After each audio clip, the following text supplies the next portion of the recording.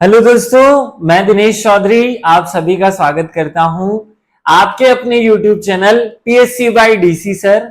इस चैनल पर हमने निशुल्क शिक्षा की शुरुआत की और पहले प्रीलिम्स परीक्षा के लिए हमने निशुल्क शिक्षा आप सभी को प्रदान की और अब मुख्य परीक्षा के एक महत्वपूर्ण विषय सोशियोलॉजी पर हम फोकस कर रहे हैं।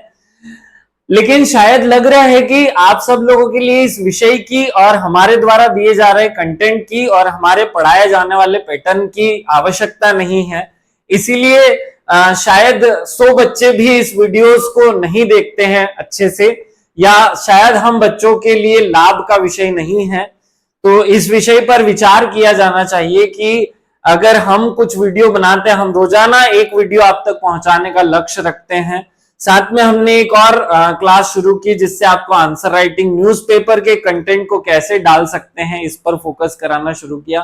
लेकिन शायद ये आपके लिए उपयोगिता की बात नहीं होगी, इसीलिए कोई बच्चा ना तो वीडियो को देखना चाहता है, ना वीडियो को कमेंट करता है, ना वीडियो को शेयर करता है। खैर कोई बात नहीं, चलिए शुरू करते हैं। आज हम इस विषय में, इस वीडियो में सभ्यता नाम के मूल टॉपिक को पढ़ने वाले हैं। चलिए शुरू करते हैं। सबसे पहले भगवान श्री गणेश का नाम लेकर श्री गणेशाय नमः बोलते हुए और मेरे शिक्षक श्री सुरेश पटेल सर को याद करते हुए हम आगे बढ़ते हैं। आज जो हम टॉपिक पढ़ने वाले हैं वो बहुत ही महत्वपूर्ण है। खैर सोशियोलॉजी का हर टॉपिक महत्वपूर्ण है।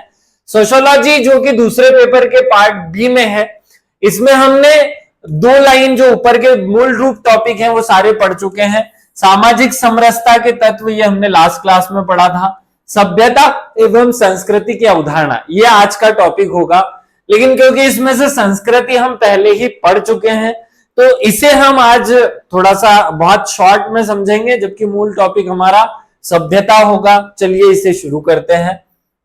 हम मूल टॉपिक पे आ जाते हैं। सभ्यता होता क्या है, या सभ्यता ये क्या है, ये सभ्यता सीन क्या है। सभ्यता शब्द जो है वो अंग्रेजी भाषा के सिविलाइजेशन शब्द से लिया गया है, जो कि सिविटस और सिविस ये 2 लेटिन भाषा के शब्द हैं, इनसे बना है। और यहां इसका अर्थ होता है नगर या नगरवासी। खैर ना तो मेरी आदत है कि मैं आपको इस तरह पैटर्न पे बातें समझाऊं कि इस शब्द का क्या अर्थ है और इस तरीके से हम बातों को समझे। हमें सोशियोलॉजी की मूल भावनाओं को समझना है, मूल विचारधारा को समझना है, मूल दृष्टिकोण को समझना है। लेकिन शाब्दिक अर्थ आपको याद हो, शाब्दिक अर्थ अगर हम देखें तो सिविलाइजेशन या सभ्यता शब्द का अर्थ किसी नगर से लिया जाता है या नगरवासियों से लिया जाता है। अगर इस बात को मैं थोड़ा सा गौर करके समझने की कोशिश करूं तो मैं आपको थोड़ा सा पीछे ले चलता हूं। ये जो सभ्यता शब्द है, ये सभ्यता शब्द समाज शास्त्र का नहीं है, या समाज शास्त्र के मूल शब्दावली में यह शब्द उपयोग नहीं किया जाता है, जबकि सभ्यता शब्द मूल रूप से इतिहास का शब्द है। अब इस बात पर थोड़ा सा ध्यान से आप लोग फोकस कीजिएगा।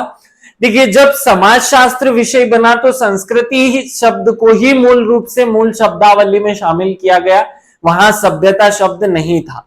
लेकिन इतिहास विषय में एक शब्द था जिसे हमने इतिहास में सभ्यता कहा। इतिहास में जब अनेक खोजें होने लगी तो अनेक खोजों में अनेक नगर खोजे गए और उन अनेक नगरों को हमने हड़प्पा या हड़प्पा जैसे नगर जो लोथल, कालीबंगा, घग्गर इन सब के नाम से जाना, हड़प्पा को हमने सभ्यता नाम से जाना।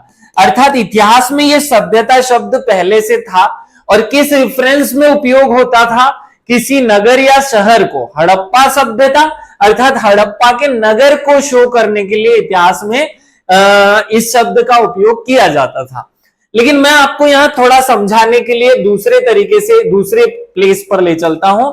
हम इतिहास में की गई 2 खोजों की बात करते हैं। पहली खोज है हड़प्पा सभ्यता और दूसरी खोज है वैदिक संस्कृति।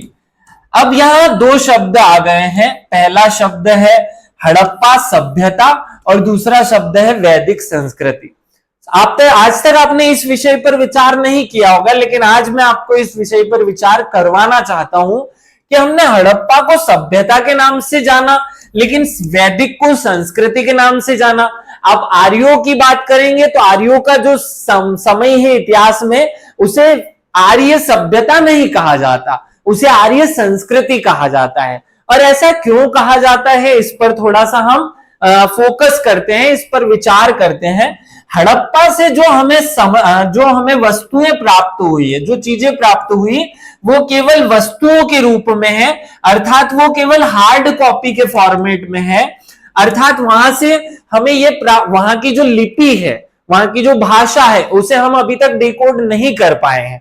अर्थात हड़प्पा में केवल हम वस्तुएं प्राप्त कर सके हैं, जिससे हम अनुमान लगाते हैं कि ये लोगों का खाना कैसा होगा, ये क्या पीते होंगे, क्या खाते होंगे, कैसे रहते होंगे।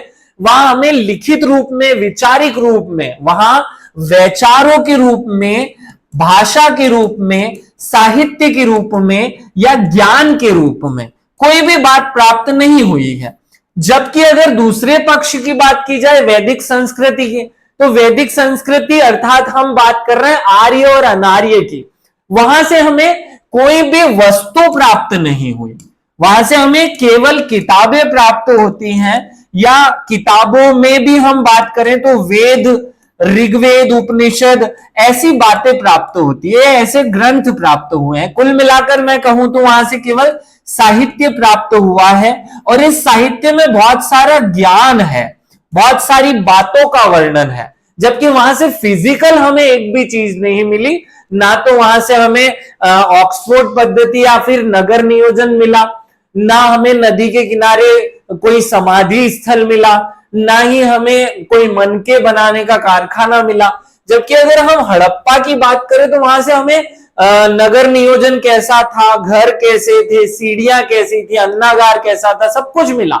लेकिन वो खाना खाने का तरीका क्या था, उनका रहने का तरीका क्या था, कपड़े कैसे पहनते थे, विवाह कैसा होता था, इन सब बातों का कोई वर्णन नहीं मिलता, क्योंकि वहां की जो लेखन पद्धति है उसे हम अभी तक डिकोड ही नहीं कर पाए। और इस कारण से उनकी जो विचारधारा थी, उनके जो विश्वास थे, उनकी जो परंपराएं थी, उनका जो ज्ञान था, वो हम यहां से बिल्कुल प्राप्त नहीं कर पाए। इस कारण से, क्योंकि हड़प्पा से केवल वस्तुएं प्राप्त होती हैं, तो वस्तुओं के लिए शब्द उपयोग किया जाता है सभ्यता। और वैदिक में क्योंकि हमें केवल ज्ञान, विचार, परंपराएं, प्रगति, जो वहां के विश्वास थे, वहां का विश्वास, वहां का ज्ञान, वहां की परंपराएं, वहां के मूल्य, वो सब चीजें प्राप्त होती हैं। इसलिए इन सब को संस्कृति के नाम से जाना जाता है। और इसी कारण इतिहास में दो अलग अलग शब्द पैदा हुए, हड़प्पा को सभ्यता कहा और वैदिक को हमने संस्कृति के नाम से पुकारा। शायद मुझे लग रहा है कि आप सब लोगों के दिमाग में कॉन्सेप्ट क्लियर हो गया कि समाज शास्त्र जो शब्द है या समाज शास्त्र जो विषय है, इसमें मूल रूप से केवल और केवल एक ही शब्द यूज होता था, और वो शब्द था संस्कृति। कौन सा शब्द था? संस्कृति। लेकिन कुछ इतिहासकार, जो कि इतिहासकार भी थे और समाजशास्त्री भी थे, मतलब कुछ विद्वान जो कि इतिहासकार और समाजशास्त्री दोनों पदों पर काम करते थे, इस कारण से उन्होंने इतिहास के एक प्रचलित शब्द सभ्यता को भी यूज करना शुरू कर दिया। और इस कारण से समाजशास्त्र में एक नए शब्द का प्रवेश हुआ, संस्कृति का। अब ये प्रवेश कैसे होता है, इस पर भी हम बात कर लेते हैं। चलिए शुरू करते हैं। प्रसिद्ध समाजशास्त्री हाबल, ये हाबल नाम के एक समाजशास्त्री हैं, ये इतिहासकार भी थे, ये एक प्रसिद्ध दार्शनिक भी थे। तो हाबल नाम के जो समाजशास्त्री हैं, वे सर्वप्रथम संस्कृति के भौतिक और अभौतिक संस्कृति की अवधारणा प्रस्तुत करते हैं। गौर कीजिएगा, समाजशास्त्र में केवल एक शब्द था संस्कृति, वहां सभ्यता शब्द ही नहीं था। मैं ये 18वीं शताब्दी की बात कर रहा हूं। और भौतिक, और पहली बार हाबल ने कहा कि यार संस्कृति जो है वो दो प्रकार की होनी चाहिए, एक होती है भौतिक संस्कृति और एक होती है अभौतिक संस्कृति। और इस अवधारणा का प्रतिपादन हाबल ने पहली बार किया। उन्होंने कहा कि यथार्थ में भौतिक संस्कृति को संस्कृति का नाम देना ठीक नहीं लगता, वह संस्कृति द्वारा निर्मित क्रियाशीलता का परिणाम है। मतलब वो कहते हैं कि हमारी जो संस्कृति है उसके कारण हमने बहुत सारी वस्तुएं बना ली, और उन वस्तुओं को हम संस्कृति कहें ये मुझे उचित नहीं लगता। इसलिए हम इनको दो अलग अलग भागों में बांट देते हैं। एक को हम कहते हैं भौतिक संस्कृति और एक को हम कह देते हैं अभौतिक संस्कृति। ऐसा पहली बार हाबल नाम के समाजशास्त्री ने किया। अभी यहां पर पूरी तरह से सभ्यता शब्द नहीं आया है। सभ्यता शब्द कैसे आता है उस पर विचार करते हैं। आगे जब समाजशास्त्री बढ़ते हैं, आगे जब अध्ययन होना शुरू होता है, तो हाबल की इस थ्योरी के बाद में एक और व्यक्ति आते हैं, उनका नाम होता है आगबर्न। ये शुद्ध रूप से समाजशास्त्री होते हैं। आगबर्न कहते हैं, देखिए संस्कृति में पहले 11वें वीडियो में आपको समझा चुका हूं, उसे अगर आपने नहीं पढ़ा तो वहां जाकर आप पढ़ लीजिएगा ताकि आपके कॉन्सेप्ट पूरी तरह से क्लियर हो। हाबल ने जब ये थ्योरी दी कि यार संस्कृति जो है वो एक बड़ी चीज है और संस्कृति में कुछ तत्व ऐसे होते हैं जो भौतिक रूप से दिखाई देते हैं और कुछ तत्व ऐसे होते हैं जो भौतिक रूप से दिखाई नहीं देते हैं, इसलिए हम संस्कृति को दो भागों में बांट देते हैं। एक होती है भौतिक संस्कृति और एक हो जाएगी अभौतिक संस्कृति।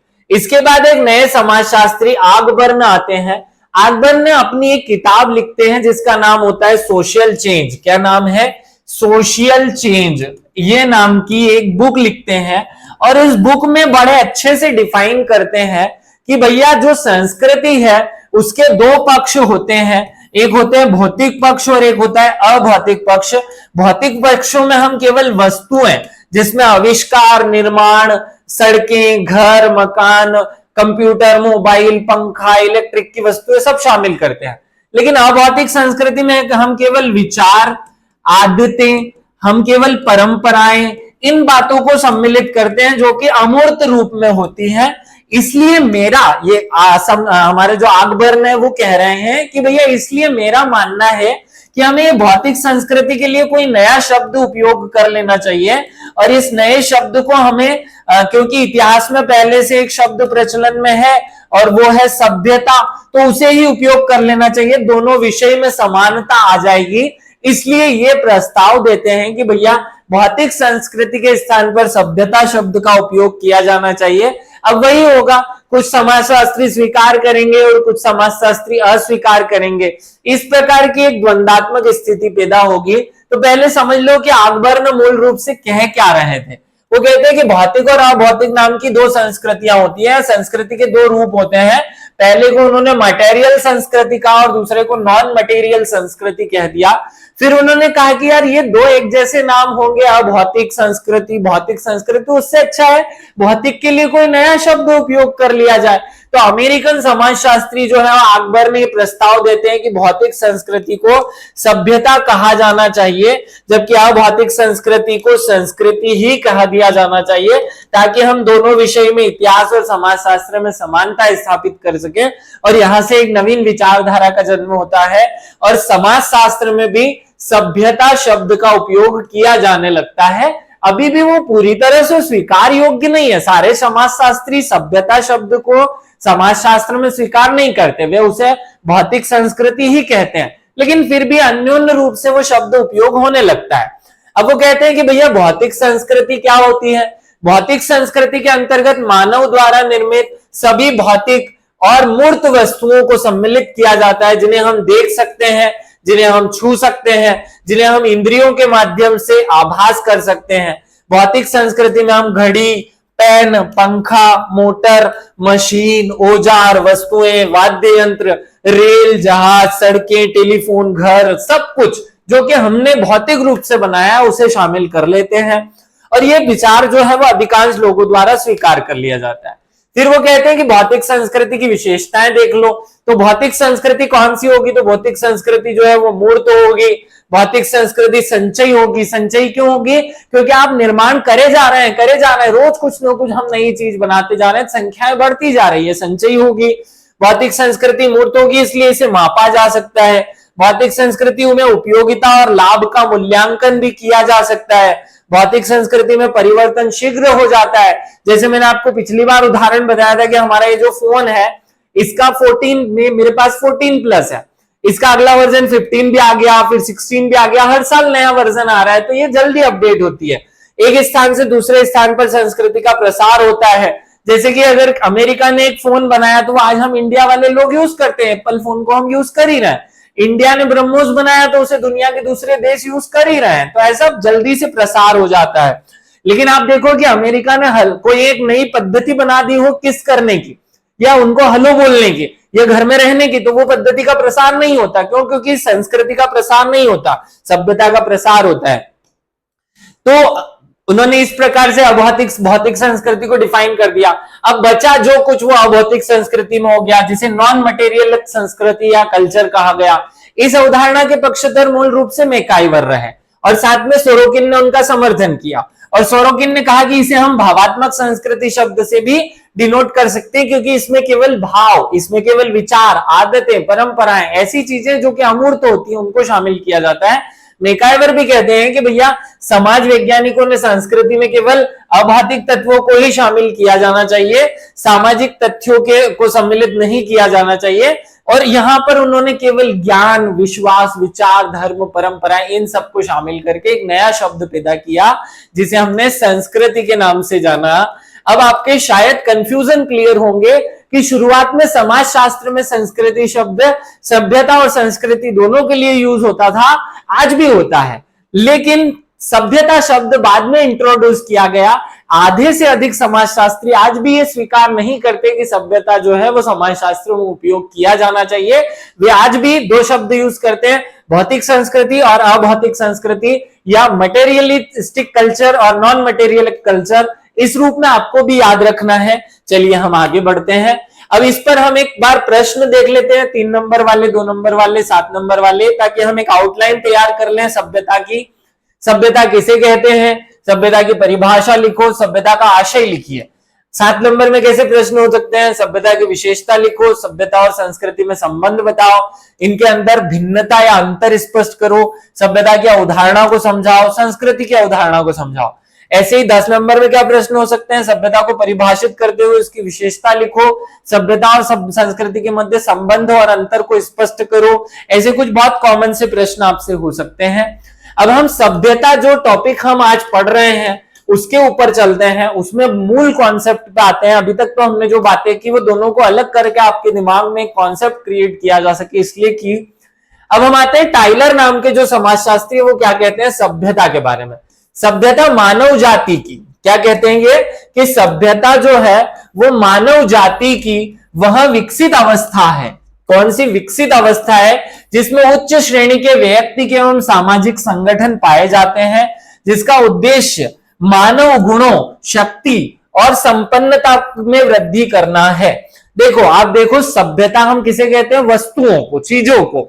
तो ये क्या कह रहे हैं टाइलर, कि मानव जाति के विकास। अब देखो, हमने फोन बना लिया, हमने 5G ले लिया, 7G ले लिया, तो जितना ज्यादा हमारे पास वस्तुएं होंगी वो दर्शाएंगे कि ये मानव बहुत ज्यादा विकसित है। आप इमेजिन करो कि आदि मानव जो होता था, या जो जंगली मानव होता था, उसके पास कोई वस्तु नहीं थी। उसने पहली वस्तु बनाई पत्थरों को घिस घिस कर औजार, फिर उसने लोहे के, लकड़ी के औजार बनाए, फिर हाथी दांत के औजार बनाए। इस तरीके से धीरे धीरे वो वस्तुएं बनाता गया, और आज जो हम मानव है वो बहुत विकसित रूप में है, हमने खूब वस्तुएं बना ली है। तो मानव सभ्यता जो है, वस्तुएं जो है वो मानव जाति की विकसित अवस्था को प्रदर्शित करती है, जिसमें उच्च श्रेणी के व्यक्ति एवं सामाजिक संगठन पाए जाते हैं, जिसका उद्देश्य मानव जाति के गुणों, उनकी शक्ति और उनकी प्रसन्नता में वृद्धि करना है। भाई, हमने हर वस्तु जो बनाई वो क्यों बनाई, हमारी शक्ति को बढ़ाने के लिए। जैसे ब्रह्मोस क्यों बनाया, हमने शक्ति को बढ़ाने के लिए। मोबाइल क्यों बनाया, हमने अपनी शक्ति और प्रसन्नता के लिए, अपने उपयोग के लिए। आगे एक ऐसे ही समाजशास्त्री गिलिन बहुत अच्छी परिभाषा देते हैं, एक लाइन में कह देते हैं कि संस्कृति का जो भी जटिल रूप है वह सभ्यता है। अब देखो, यहां आपको समझना पड़ेगा कि जटिल क्या होता है, और दूसरा पॉइंट, जटिल क्या होता है और सरल क्या होता है। इस पॉइंट को हमें समझना है। इस जटिल शब्द पर हम फोकस करते हैं। देखिए, हम अगर इस जटिल शब्द को समझना चाहें तो हम दूसरे एंगल से इस बात को समझें। पहले हम समझें कि समाज के क्या रूप होते हैं। देखिए, समाज के 2 अलग अलग प्रकार से विभाजन हो सकते हैं। समाज का एक सरल रूप होता है, या एक सरल समाज कहलाता है, एक जटिल समाज कहलाता है। किसे हम सरल समाज कहेंगे, जो ग्रामीण समाज है, जो जनजातीय समाज है, या फिर जो पुरातन समाज है, पुराने समाज हैं, उनको हम सरल समाज की संज्ञा देते हैं। इसे कहीं समाजशास्त्र में परंपरागत समाज भी कहा गया है। परंपरागत समाज भी कह दो या सरल समाज कह दो। जटिल समाज, जो आधुनिक समाज है उसे जटिल समाज कहा जाता है। ऐसे ही औद्योगिक समाज या नगरीय जो समाज है उसे जटिल समाज कहा जाता है। हम मूल रूप से शब्द समझना चाह रहे हैं कि जटिल और सरल क्या होता है, लेकिन फिर भी मैं आपको दूसरा उदाहरण के माध्यम से ये बात समझा रहा हूं। देखिए, सरल समाज किसे कहते हैं? ऐसा समाज जिसमें बहुत ज्यादा कॉम्प्लिकेशंस ना हो, बहुत ज्यादा वस्तुएं ना हो, बहुत ज्यादा प्रकार के। देखिए, ग्रामीण लोगों का जीवन कितना सरल सा होता है। सुबह उठना है, फिर खेत चले आना है, अपनी खेती को संभालना है, साथ में पशुपालन कर लेना है, और फिर शाम को आ जाना है अपने घर पर, और फिर वही रूटीन डेली। ना बहुत ज्यादा सामाजिक संबंध है, बहुत विस्तृत सामाजिक संबंध नहीं है, करोड़ों प्रकार के संबंध नहीं है, ना फोन है, ना इंटरनेट है, ना मोबाइल है, ये ऐसे अनौपचारिक संबंध कोई नहीं है। व्यक्ति का बहुत सरल सादा सा जीवन है, और उस सरल सादे से जीवन में बहुत सारी वस्तुएं नहीं है उसके पास, बहुत सारी चीजों के ऊपर वो डिपेंड भी नहीं करता। उसका 2 रोटी में काम चल जाता है, दिन भर अपने पशुओं के साथ, अपने खेतों के साथ कट जाता है। अगर शहरी जीवन की बात करें तो वहां एक छोटा सा बच्चा भी जब सुबह उठता है तो पहले घड़ी देखता है, घड़ी देखने के बाद मोबाइल देखता है, मोबाइल पर हम मैसेज देखते हैं, दुनिया भर के मैसेज फॉरवर्ड होते हैं, फिर कंप्यूटर, इंटरनेट, गाड़ी घोड़ा वाहन, ये दुनिया भर की चीजों से होते हुए हमारा दिन निकलता है, इसलिए उसमें बहुत ज्यादा जटिलता आ जाती है। तो आप समझ रहे होंगे कि यहां सरल और जटिल रूप किसे कहा जाता है। जब समाज में बहुत सारी वस्तुएं हमने बना ली, उन पर हमारी निर्भरता हो गई, बहुत सारे लोगों से हमारे बहुत प्रकार के संबंध हो गए, तो ऐसे समाज को हम जटिल समाज कह देंगे। यहां गिलिन क्या कह रहे हैं? संस्कृति का जो भी जटिल रूप है वही सभ्यता है। अर्थात इस ग्रामीण समाज और शहरी समाज में जो बेसिक डिफरेंस है वो वस्तुओं का है, वो बाजार का है। देखो, गांव में ना बैंक है, ना बीमा कंपनी है, ना ही इतने सारे प्रकार के जो है लाइसेंसिंग व्यवस्थाएं, कुछ नहीं है, बहुत सरल सा जीवन है। तो यहां वो जो जटिलता आई है, वही जटिलता क्या है? वही जटिलता ही सभ्यता है, और वो मूल रूप से वस्तुओं के कारण आई है। बहुत सारी, देखिए, गाड़ी नहीं होती तो बीमा कंपनी का कोई योगदान नहीं था, या बीमा कराने की जरूरत नहीं पड़ती। ऐसे ही पैसा खूब सारा ना होता तो बैंक की जरूरत ना होती। बहुत सारी चीजें हैं, ऐसे आप समझ सकते हैं। और हम आगे बढ़ते हैं, नेक्स्ट परिभाषा पे चलते हैं। अगली परिभाषा है मैकाइवर और पेज की। मैकाइवर और पेज वो समाजशास्त्री हैं जिन्होंने इस संस्कृति और सभ्यता के विभाजन में मूल रूप से योगदान दिया। ये कहते हैं सभ्यता से तात्पर्य उस संपूर्ण प्रविधि संगठन से है जिसे मनुष्य ने अपने जीवन की दशाओं को नियंत्रित करने के लिए प्रयत्न से बनाया है। हमने जैसे कि अपने परिवहन की सुविधा के लिए 2 व्हीलर, 4 व्हीलर, ट्रक, बस सब कुछ बनाया, वैसे ही हमने अपनी संचार की सुविधा के लिए मोबाइल, टेलीफोन, कंप्यूटर, इंटरनेट सब कुछ बनाया। ऐसे ही हमने अन्य आवश्यकताओं को पूरा करने के लिए कुछ न कुछ बनाया। तो जो भी मनुष्य ने अपनी आवश्यकता पूरी करने के लिए बनाया है या जीवन की दशाओं को नियंत्रित करने के लिए बनाया है, वे सब वस्तुएं जो हैं उनको मैकाइवर और पेज सभ्यता के नाम से पुकारते हैं। आप ये याद रखिएगा, 3 परिभाषाएं हमने देख ली। आगे बढ़ते हैं, एक और समाजशास्त्री ग्रीन, उनकी परिभाषा इसलिए इंपॉर्टेंट है क्योंकि इन्होंने एक महत्वपूर्ण तत्व भी इसमें शामिल किया। तो ग्रीन की परिभाषा देखते हैं। एक संस्कृति तभी सभ्यता बनती है जब उसके पास एक लिखित भाषा, विज्ञान, दर्शन, अत्यधिक विशेषीकरण वाला श्रम विभाजन, एक जटिल प्रविधि तथा राजनीतिक पद्धति हो। बहुत अगर ध्यान से समझोगे तो ग्रीन ने क्या कहा पता है? कैसे विकास हुआ सभ्यता से संस्कृति का, इसको प्रेजेंट करने की कोशिश की। एक संस्कृति तो थी ही, जब हम पैदा हुए तो संस्कृति लेकर पैदा हुए, या हमने जो समाज बनाया उसमें हमारे जो संबंध थे, जो संस्थाएं बनाई, वो सब संस्कृति थी। लेकिन जब उसके पास में एक भाषा आ गई, तो जैसे ही भाषा आई हमने किताबें लिखना शुरू कर दी, हमने प्रिंट आउट निकालना शुरू किया है। प्रिंट आउट फॉर्मेट में, हार्ड कॉपी के फॉर्मेट में मौखिक चीजों का लेखन होने लगा। वहीं से देखो, जब तक आपके मुंह में विचार थे, वो विचार थे, आपके मस्तिष्क में विचार थे, वो संस्कृति थे। जब वो पन्ने पर लिख दिए गए तो वो किताब बने और वो किताब फिर सभ्यता का प्रतीक होने लगी। ऐसे ही विज्ञान आया और विज्ञान ने अनेक खोजें कर ली, बहुत सारी वस्तुएं बना दी, जैसे टाइम बॉम्ब, जैसे हाइड्रोजन बॉम्ब, जैसे कोई भी।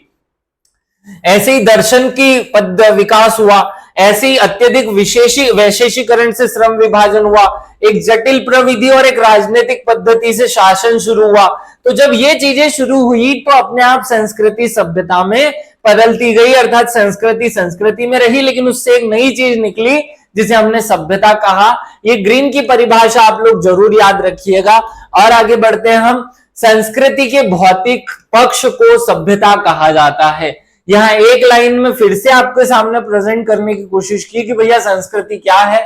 संस्कृति के भौतिक पक्ष को सभ्यता कहा जाता है। सभ्यता में औजारों, तकनीकों, मंत्रों, भवनों तथा यातायात के साधनों के साथ साथ उत्पादन और संप्रेषण के उपकरणों को सम्मिलित किया जाता है।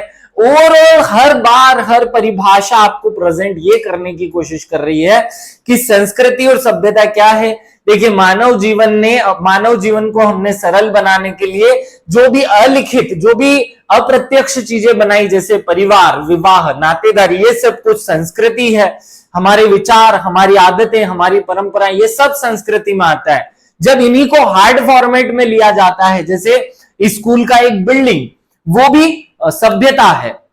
आपकी सड़कें, आपकी फैक्ट्रियां, ये सब सभ्यता का प्रतीक बनती हैं, तो ये सब सभ्यता कहलाती हैं। मानव ने अपनी सुख सुविधाओं के लिए जिन वस्तुओं का निर्माण किया, उत्पादन किया, उन्हें हम सभ्यता कहते हैं। और मानव ने अपनी सुख सुविधाओं या जीवन को सरल बनाने के लिए जिन अमूर्त संस्थाओं और समितियों का उपयोग किया, उन्हें हम संस्कृति में शामिल करते हैं। याद रखिएगा। अब हम सभ्यता की कुछ विशेषताएं देख लेते हैं, फिर सभ्यता संस्कृति में संबंध और अंतर भी देखेंगे, ताकि आपके दिमाग में सारी चीजें एक साथ क्लियर हो जाए। सभ्यता संस्कृति के विकास का उच्च एवं जटिल स्तर है। देखो, जब भी मानव का विकास होना शुरू हुआ तो उसने बहुत कम वस्तुएं बनाई थी, लेकिन धीरे धीरे वस्तुएं बड़ी होती गई, तो उसका जो वर्तमान में विकसित स्वरूप है, ये विकसित स्वरूप ही क्या कहला गया, यही सभ्यता के रूप में जाना गया। सभ्यता में परिवर्तनशीलता का गुण होता है। देखिए, आपने मोबाइल बनाया, सबसे पहले एक टेलीफोन आया, टेलीफोन के भी अलग अलग स्वरूप आए। पहले तार वाला टेलीफोन आया, फिर वो यूं घुमा करके नंबर डायल करने का टेलीफोन आया, फिर उसके नए नए स्वरूप आए, फिर हाथ में इधर उधर लेकर के घूम लो ऐसा टेलीफोन आया, फिर मोबाइल आया, फिर मोबाइल में 2G, फिर 3G, 4G, 5G, 6G ऐसे, और अब आर्टिफिशियल इंटेलिजेंस तक पहुंच गए। तो ये जो विकास है, इससे पता चल रहा है कि इसमें परिवर्तनशीलता पाई जाती है। हर चीज में परिवर्तनशीलता। देखो, 2 व्हीलर में साइकिल आई, साइकिल से 4 व्हीलर स्कूटर आई, स्कूटर से फिर एक्सल नाम की गाड़ी आई, फिर 2 व्हीलर आई, फिर 4 व्हीलर आई, फिर अलग अलग आते जा रहे हैं।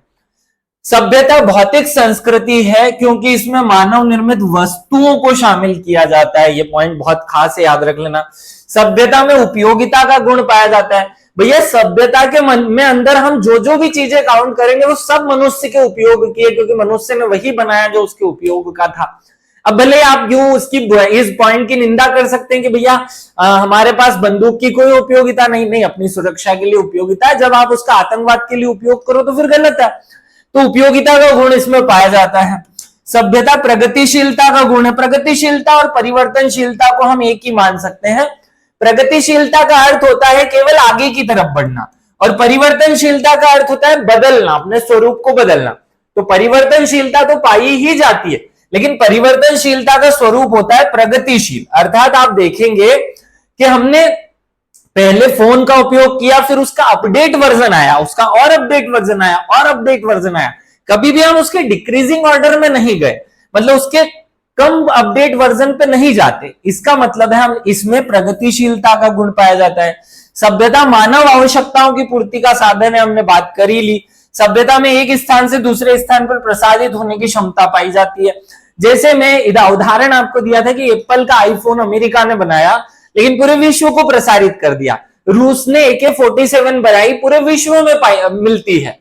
ऐसे ही भारत ने जो चीजें, जैसे भारत ने कुछ बनाया तो वो पूरे विश्व में मिलता है। ऐसे ही LG का स्मार्ट टीवी दक्षिण कोरिया ने बनाया तो वो पूरे विश्व में मिलता है। हुंडई की गाड़ी दक्षिण कोरिया ने बनाई तो पूरे विश्व में मिलती है। तो भारत की जो टाटा गाड़ी है वो विश्व में कहीं भी आप देखेंगे तो मिलेगी। तो इसमें प्रसारित होने का गुण पाया जाता है, ये फटाफट प्रसारित हो जाती है। लेकिन इसी के स्थान पर संस्कृति अप्रसारित होती है, उसको प्रसारित नहीं किया जा सकता। जैसे मैंने आपको एक उदाहरण दिया कि जो अंडमान निकोबार और दक्षिण अफ्रीका के पास के कुछ द्वीपों की कुछ जनजातियां हैं, मसाई जनजाति है मूल रूप से।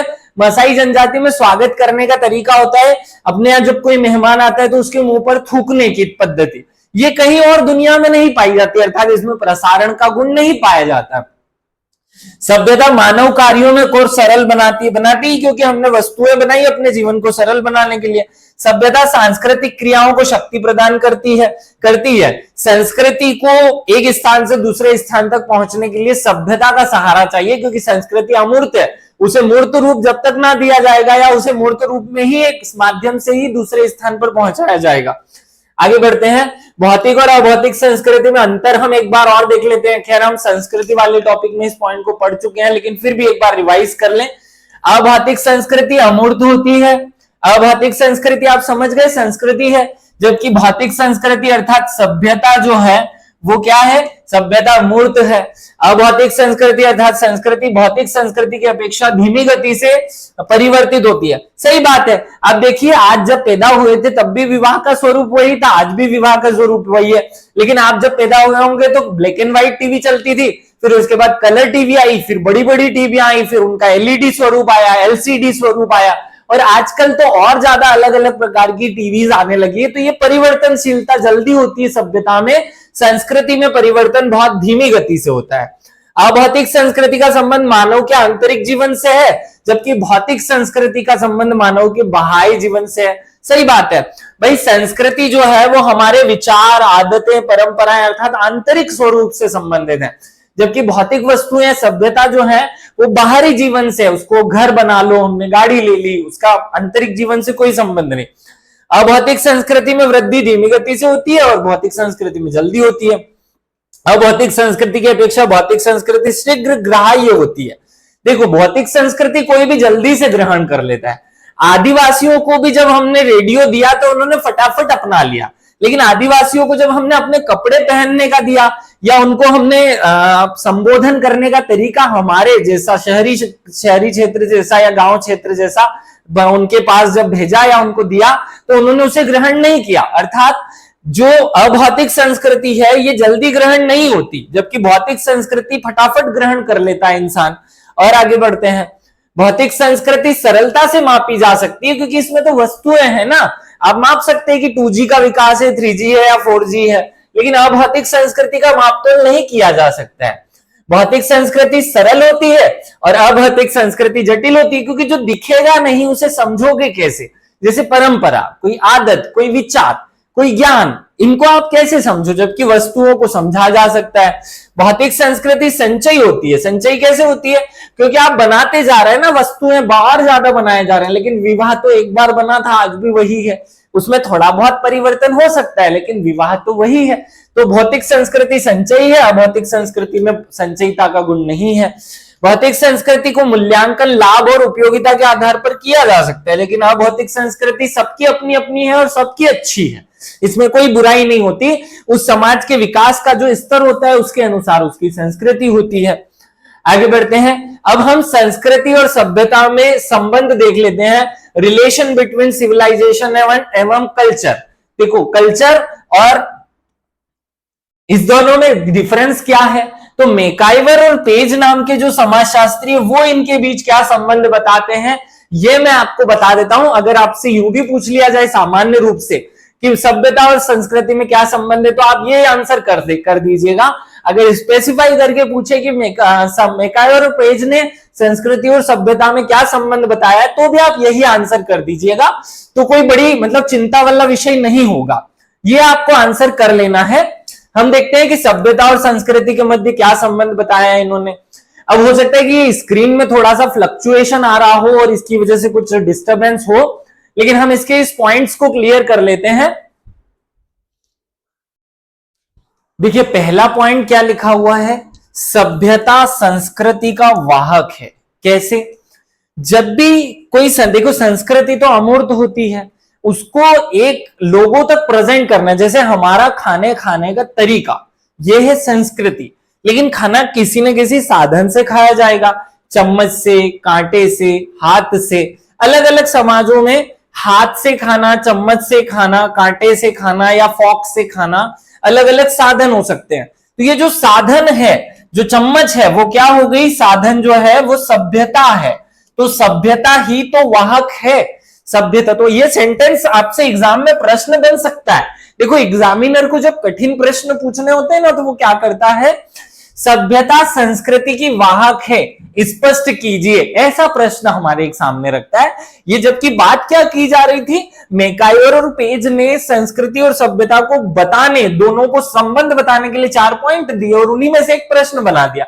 सभ्यता के द्वारा ही संस्कृति एक समाज से दूसरी समाज के में और एक पीढ़ी से दूसरी पीढ़ी को हस्तांतरित होती है। सिंपल सी लॉजिक है कि संस्कृति तो भैया मौखिक है, जैसे मतलब अमूर्त है। अब अमूर्त है तो इसको हमें एक व्यक्ति से दूसरे व्यक्ति तक पहुंचाना कैसे, किसी न किसी माध्यम से, जैसे ज्ञान, विचार, आदतें। ये कैसे, किताबों के माध्यम से, टेलीविजन के माध्यम से, सोशल मीडिया के माध्यम से हमारी नई पीढ़ी को पहुंचती है और इसी से हमारी संस्कृति उन तक हस्तांतरित होती है। तो सभ्यता संस्कृति का वाहक होती है। यही प्रश्न भी बन सकता है। अगर आप अभी प्रैक्टिस करना शुरू कर दिए आंसर राइटिंग की, तो ये प्रश्न लिखने की कोशिश कीजिएगा। आगे बढ़ते हैं। सभ्यता संस्कृति की क्रियाओं का शक्ति प्रदर्शन करती है। देखिए अमेरिका की संस्कृति कैसी है, भारत की संस्कृति कैसी है, इनकी तुलना तो की नहीं जा सकती, दोनों अपने आप में श्रेष्ठ है। लेकिन संस्कृति का ही एक पक्ष होता है अभौतिक, भौतिक पक्ष, जिसे हम सभ्यता कहते हैं। उन दोनों की तुलना की जा सकती है। जैसे अमेरिका में जो ट्रेन चलती है, उसकी स्पीड और उसके पैसेंजर ले जाने की क्षमता हम भारत की ट्रेनों से कर सकते हैं। तो जो सभ्यता है वो संस्कृति की क्रियाओं को शक्ति प्रदान करती है। अब मैं यहां पॉइंट बता रहा हूं कि पहले तुलना कैसे की जा सकती है। तुलना हमें सभ्यता के आधार पर करनी पड़ेगी। फिर सभ्यता सांस्कृतिक क्रियाओं को शक्ति प्रदान करती, कैसे, जैसे विवाह तो या परिवार। तो विवाह जो है उसके करने का तरीका, विवाह को करने के लिए फूल माला चाहिए, यज्ञ हवन आदि चाहिए, पंडित जी का होना अनिवार्य है। लेकिन आजकल विवाह में अलग अलग चीजें प्रेजेंट की जा रही है, जैसे रिंग सेरेमनी हो गया, जैसे स्टेज पर दोनों को दुल्हा दुल्हन का स्वागत हो गया। तो ये अलग अलग तरीके। तो सभ्यता जो है वो संस्कृति को क्या करती है, शक्ति प्रदान कर रही है, उसको और ज्यादा कठोर या वास्तविक रूप दे रही है। ऐसे ही सभ्यता संस्कृति का पर्यावरण है। देखो पर्यावरण शब्द की क्या परिभाषा होती है, आसपास से जो घेरे हुए हो। तो संस्कृति को आसपास से घेरे हुए कौन रहती है, सभ्यता। क्योंकि सभ्यता को प्रेजेंट करने के लिए संस्कृति को प्रेजेंट करने के लिए सभ्यता की वस्तुएं चाहिए होती हैं। जैसे कोई गाना है तो उसे हम टेप रिकॉर्डर पर या टीवी पर या किसी न किसी माध्यम से ही तो सुन सकते, नहीं तो हमें कैसे पता चलता है कि लता मंगेशकर इतना अच्छा गाना गाती है। तो सभ्यता जो है वो संस्कृति का पर्यावरण है। संस्कृति की विशेषता सभ्यता द्वारा निर्मित पर्यावरण से प्रभावित होती है।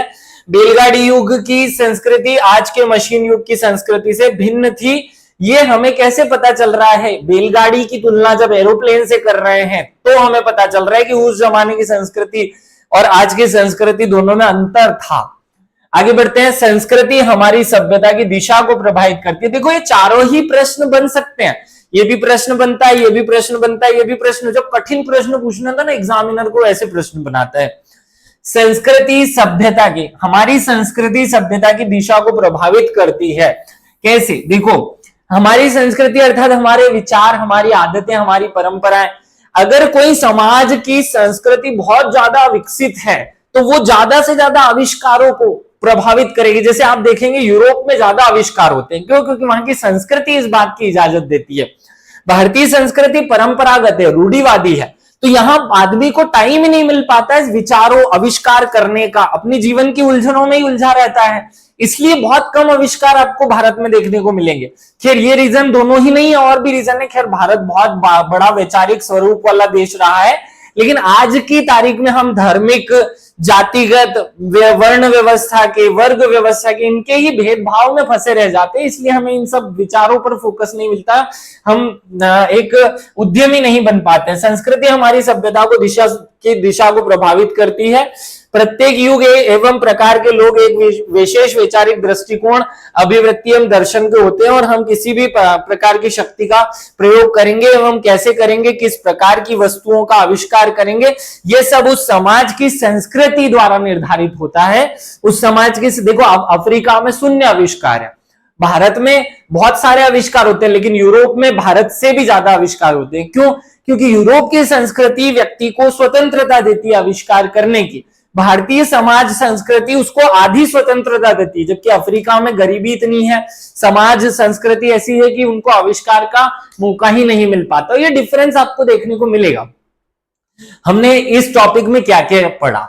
हमने इस टॉपिक में, देखिए इस टॉपिक में पहला तो कि वो वीडियो में थोड़ा सा फ्लक्चुएशन आ रहा होगा, स्क्रीन बार बार गड़बड़ कर रही होगी, वो प्रॉब्लम इस वीडियो में हुई है थोड़ी सी, उसके लिए माफ कीजिएगा। हम कोशिश कर रहे हैं कि ऐसी समस्या अगले वीडियो में ना आए। आप सभी लोगों ने इस टॉपिक में क्या पढ़ा? सभ्यता क्या होती है, मूल रूप से सभ्यता के कॉन्सेप्ट को समझने की कोशिश हमने इस वीडियो में की है। उम्मीद है आप सब लोगों को ये समझ आया होगा, और अगर आपको समझ में आता है तो आप कमेंट करके जरूर बताइएगा। हमें कमेंट के माध्यम से ही ये पता चलता है कि हम जो डिलीवर आप तक कर रहे हैं वो आप लोगों के पढ़ने योग्य है या नहीं, आपको समझ आ रहा है कि नहीं। सभी लोगों को विशेष रूप से धन्यवाद। जय हिंद, जय भारत।